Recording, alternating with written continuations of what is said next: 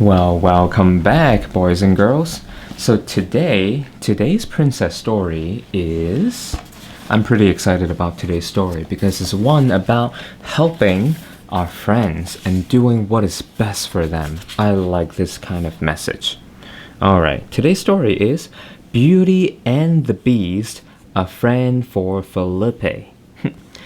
It was a beautiful morning when Belle arrived at Philippe's stable with a surprise for her friend.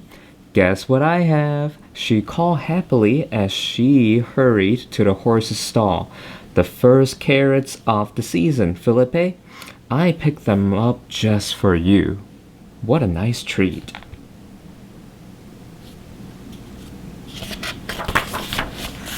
But,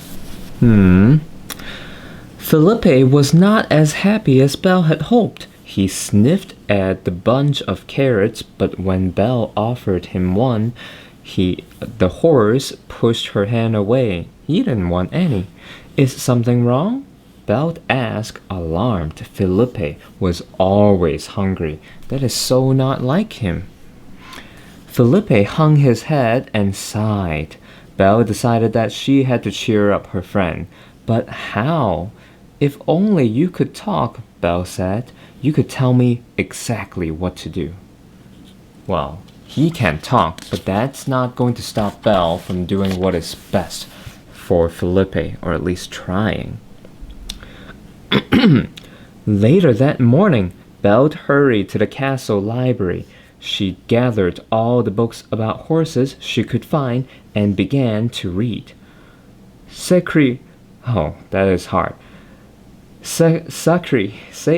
Sacre bleu. That's a French phrase. That's why it's so hard for me to say because I don't know French. And let's just say that's hello in French. Cried Lumiere when Cogsworth, and Chip saw all the books. What are you doing, princess? I want to cheer up Philippe, Belle explained. I hoped these books would help me figure out what's wrong, but I'm not having much luck. You should brighten his stall, Lumiere suggested. It's important to have the right atmosphere, you know? I believe that music is the key to happiness, Cogsworth said. It always made me smile when I was an enchanted clock. Or how about a bubble bath? Chip chimed in. That used to cheer me up. So they are such happy good friends, making really good suggestions.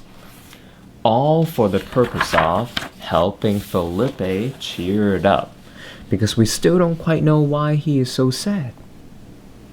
Belle decided to give each idea a try. First, she and Lumiere decorated Philippe's stall.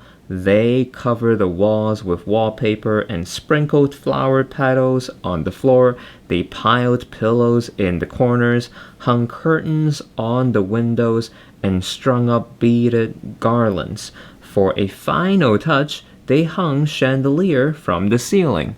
That sounds like the kind of room I would want to live in. Voila! Lumiere exclaimed. Can you see okay? Lumiere exclaimed. What more could a horse ask for? Philippe stared sadly out the window. I wish I knew, said Belle. So that didn't cheer him up. What about the next idea?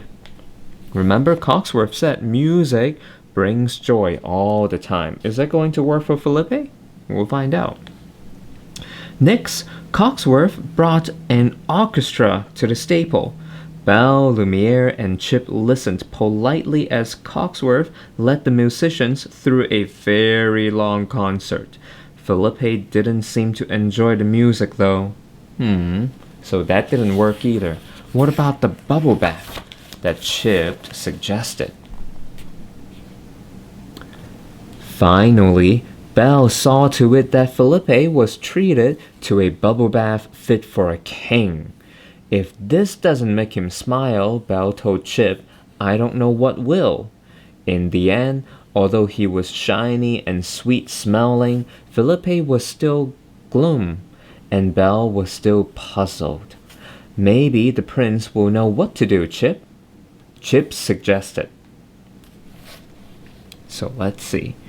Belle thought that was an excellent idea. She found the prince in his study and explained everything to him. I wish I knew what Phillippe needed, she cried. Do you have any suggestions? The prince thought for a moment. Maybe a walk would do him good, he said. That always used to cheer me up. Of course, Belle agreed. That's a wonderful idea. Now, everyone has been suggesting what's been working for them, but that hasn't worked out so well. So is the prince idea going to be any better? Oh, let's find out. Bright and early the next morning, Belle changed into her riding clothes and fetched Phillippe. She led him to the edge of the forest where the royal orchards began. The sight of all the delicious fruit gave Belle an idea. Would you like an apple? The princess asked. Go ahead and choose one.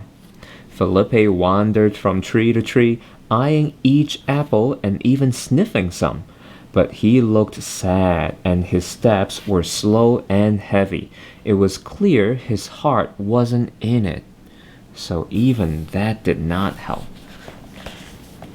And then suddenly, to Belle's surprise, they continued until they reached a meadow.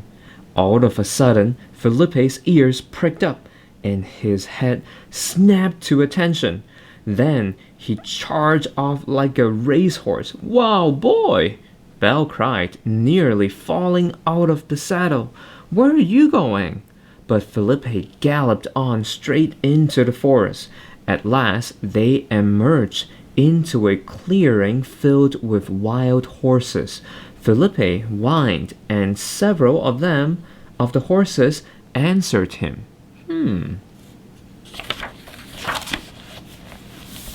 And that is where they were. Alright, let me try to steady the book. Finally, Belle realized what Phillippe had wanted. Not a fancy stall, or fine music, or a bubble bath. He wanted to be with other horses to hang out with them. Phillippe trotted eagerly over to the herd. Well, go on, Belle said as she swung out of the saddle. Go, have some fun. Soon Phillippe was playing with one of the horses. The two horses chased each other around the clearing and found a patch of delicious grass.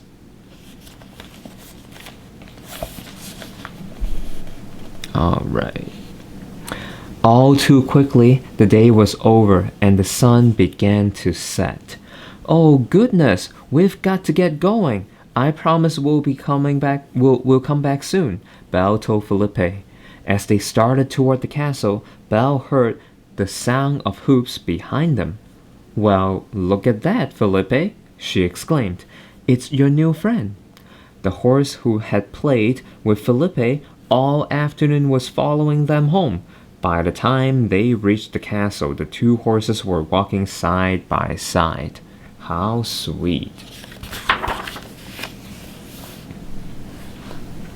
Welcome to our castle, Belle told the new horse when they arrived. We're honored to have you as our guest. To show the horse she meant it, Belle fixed up the stall next to Philippe's. There, she said when she was through.